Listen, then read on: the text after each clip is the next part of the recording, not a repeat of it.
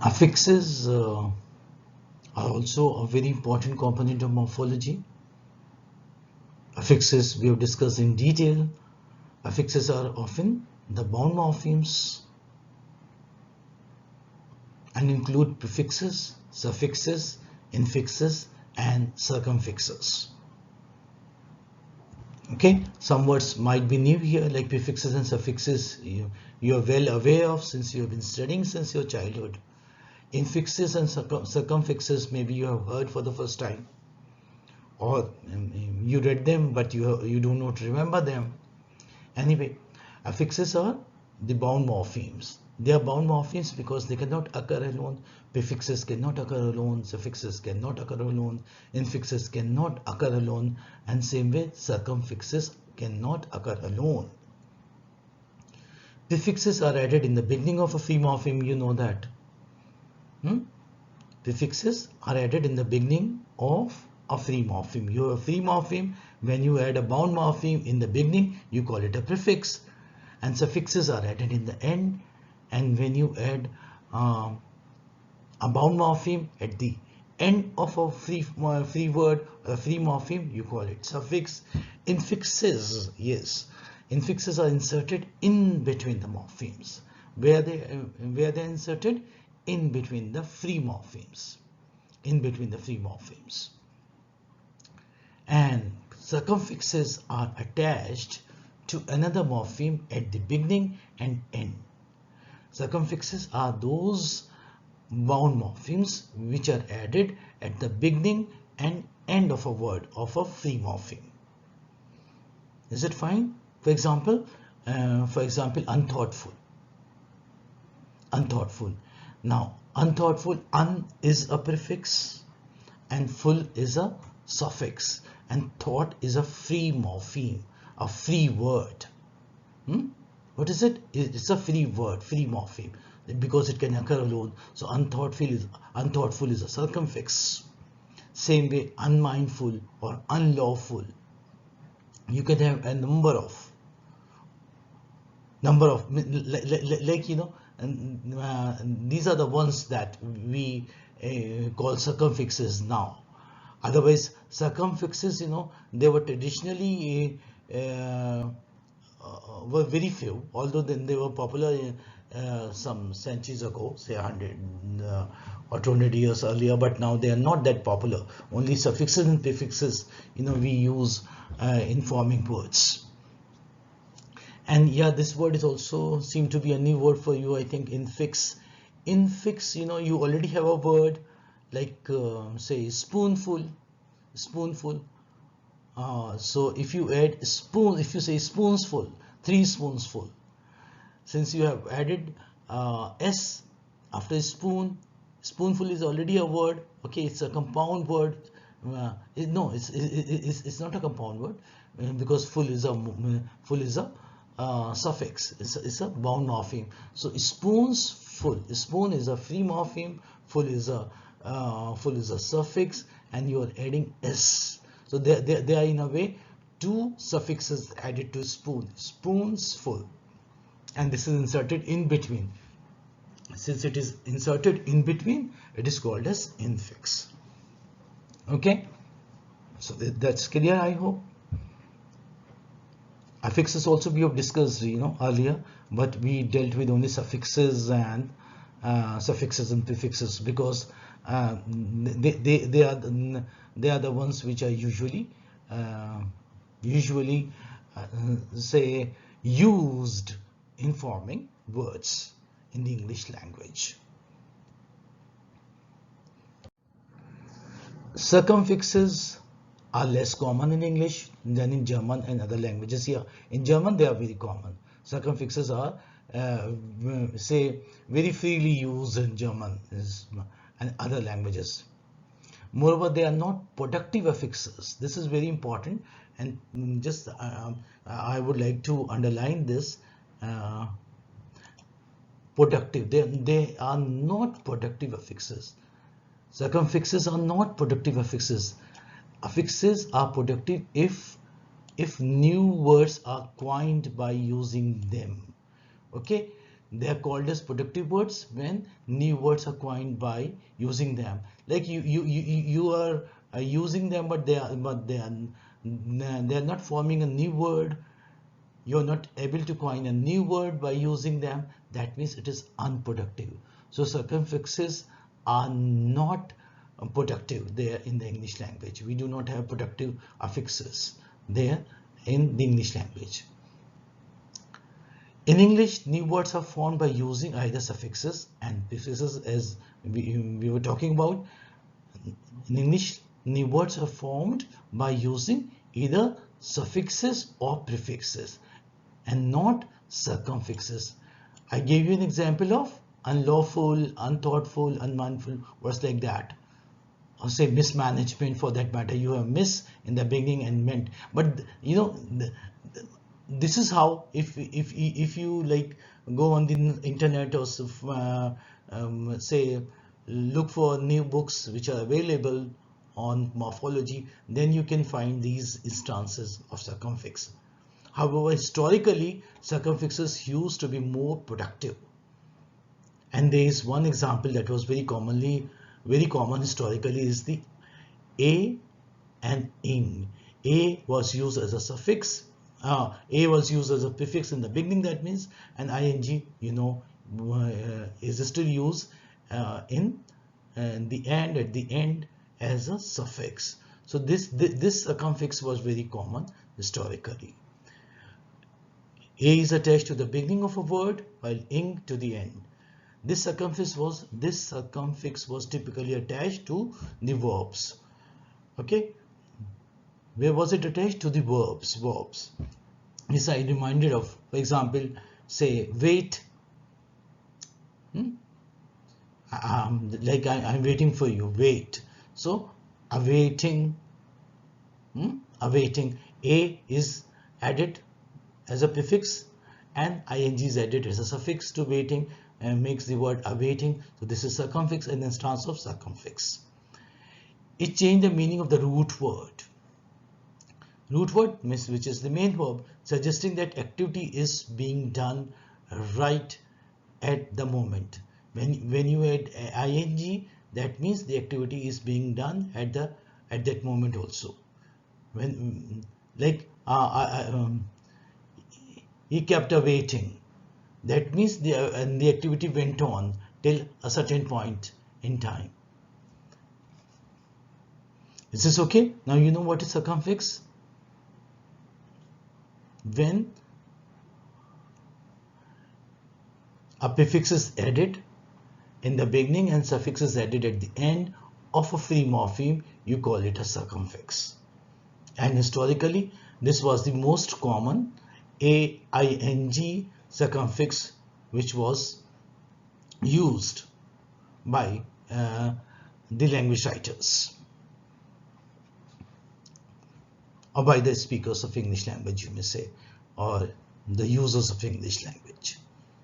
Is this fine? So you know what are affixes. We have suffixes, we have prefixes, we have circumfixes, and we have affixes. Now following are examples of each of these. Prefix re added to the form rewrite, rethink, research. Now write is a free morpheme, think is a free morpheme, search is a free morpheme. What are you doing here? You are adding a bound morpheme in the beginning, that is, you are adding a prefix, rewrite, rethink, research. For example, like tie, untie, the regular, irregular, logical, illogical. So there can be a number of prefixes that can be added to the free morphemes. Suffix, now here they have taken meant added to the form, to form management. Manage is a free morpheme, meant is added as a suffix. Judge is a free morpheme, employ is a free morpheme, and meant is added, and the word you get is judgment or employment. See, judge is both noun as well as verb. to judge a person or judge in the court, and judgment is noun. Employ is a verb, and employment is a noun. So what do you see? Part of speech is being changed here. Anyway, so these are the instances of prefix and suffix. Now we come to infix. Infix added to form spoonsful. Yeah, we discussed that infixes are added in between a word, which exists in the given word.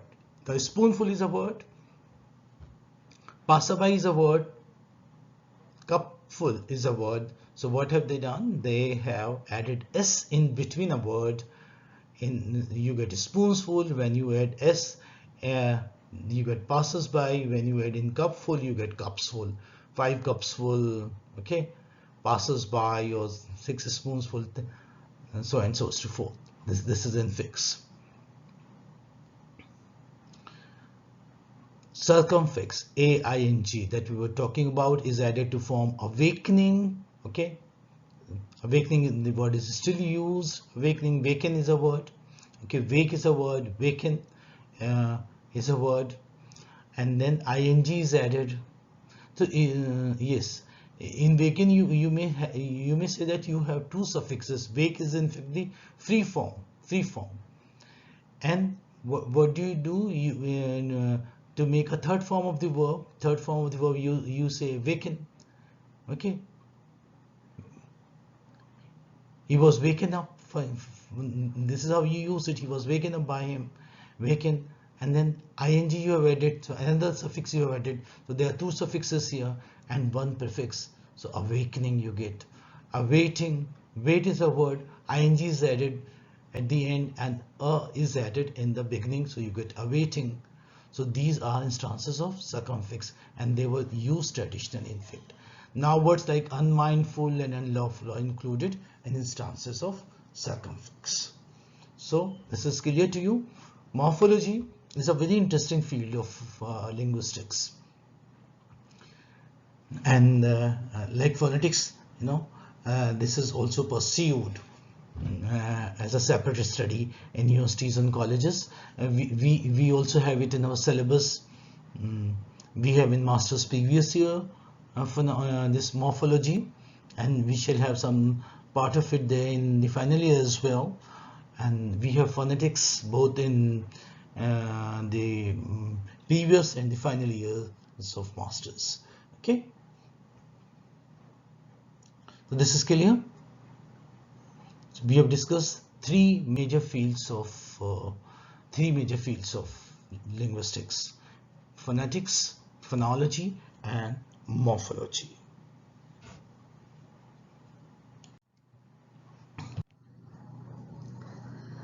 There are 2 categories of affixes: derivational and inflectional. The derivational affixes are added to morphemes to form new words that may or may not be the same parts of speech that we just saw, like unmindful and all. And inflational affixes are added at the end of an existing word.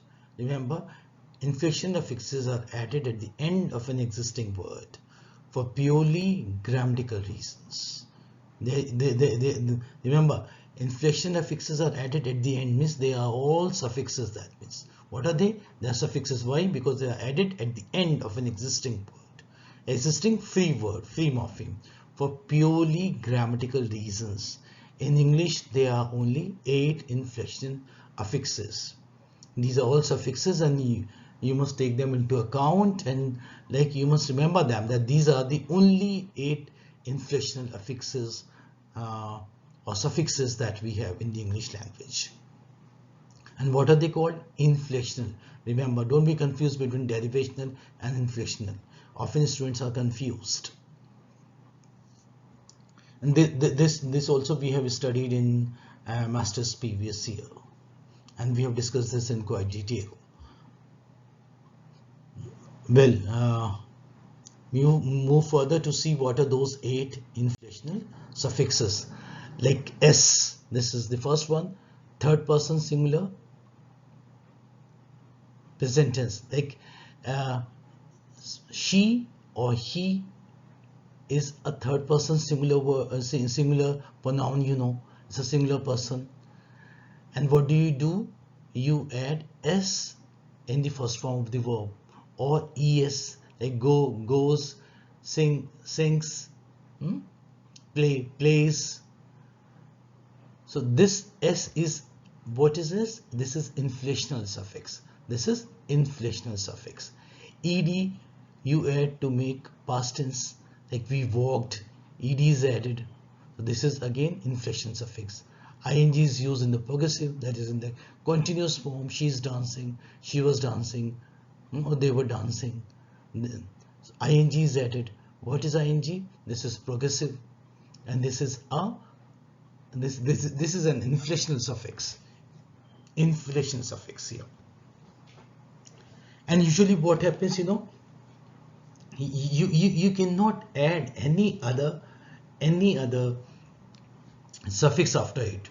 Like you cannot say this will look very weird, very absurd, walking, or sing. No, or you cannot like eating. No, we don't use words like that. Okay, they most of the time they close a word on them. Now en is a past participle form. They have eaten. And here you would notice that part of speech doesn't change. Part of speech remain the same. She sings or they sing. Part of speech not used. It remains the verb. Walked or walk remain the verb. Dance or dancing remain the verb. Eat or eaten remain the verb. And say S is used to make plural, like boys, girls, bats, or three idiots here. Three idiots. So idiot is a noun, and when you add S, it remains a noun. Part of speech is not change. So in inflation suffixes, part of his speech is not change, and they are simply 8 inflation suffixes. Remember them. Possessive, like John's bed, Mary's bag, or Mary's doll. John, name of a person, apostrophe S, that means possessive. Then bat, so it is not making any change to the name. Comparative, he is junior. Like small, smaller, smallest. What do you do? Junior, I wouldn't say, like is a good example. We can have like he's a smarter. He's smarter. Now smart is a noun. Okay, smart. It's used as an adjective. Smart boy. He's a smart boy. Smart is an adjective. So smarter or smartest, it remains the same. There is no change in the word. Smartest person, smarter fellow, smarter chap, or smart chap, smart boy. Adjective remains an adjective. Es, superlative. To make superlative degree, what do? You add est to a word, like smart, smartest, big, biggest, large, largest. So large, larger, largest, or big, bigger, biggest. There is no change in the adjective. They remain the same. So this is a very important characteristic of inflectional suffixes, that they do not make any change in the parts of speech, whereas derivation suffix most often change the part of speech, and sometimes they do not change even. So they may change or they may not change derivation, but here inflation suffixes, they do not change the part of speech, and they are added at the end of a word. This is fine. So morphology, you study a number of things. You study derivation suffixes, you study inflectional suffixes, you study say free morphemes, bound morphemes, you study infixes, circumfixes, say prefixes, and suffixes. So this is something very interesting. It makes a very interesting study, and it's not that difficult also to comprehend, and students do good in exams. As far as this unit is concerned, I mean the unit which is based on morphology. I hope this is clear to you.